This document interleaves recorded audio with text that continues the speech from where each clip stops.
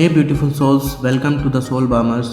Uniform civil code जो हाल ही में उत्तराखंड में लागू किया गया है, आइए जानते हैं उसके बारे में, इसका क्या मतलब है। ऐसा कानून जो सभी सिटीजन्स के लिए समान हो, चाहे उसका धर्म कुछ भी हो, जाति कुछ भी हो, सबके लिए सेम हो। यह मेनली पर्सनल लॉज पर अप्लाई होता है, जैसे तलाक, प्रॉपर्टी का डिवीज़न, etc।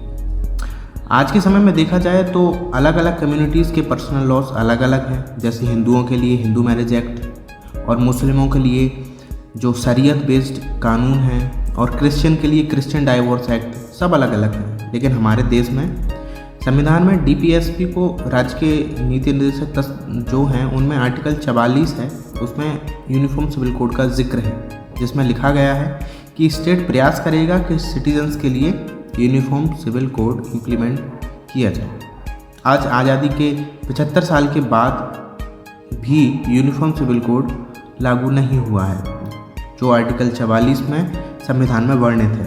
संविधान सभा के डिस्कशन में यूनिफॉर्म सिविल कोड पर लेकर बहुत चर्चा की गई।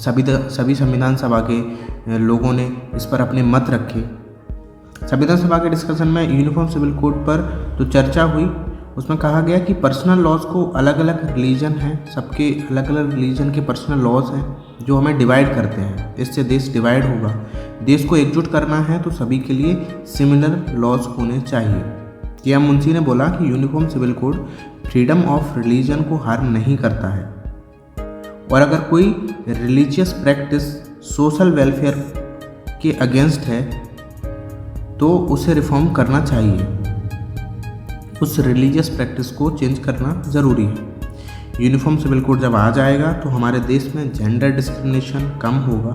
महिलाओं के साथ जो रिलीजियस प्रैक्टिस के नाम पर डिस्क्रिमिनेशन होता आ रहा है वह ख़त्म हो जाएगा, और सभी कम्युनिटीज़, सभी धर्म के, सभी जातियों के लोगों के लिए एक समान जो सिविल अधिकार होंगे, जो कानून होंगे वो समान होंगे, उसके तहत सभी गवर्न होंगे। धन्यवाद।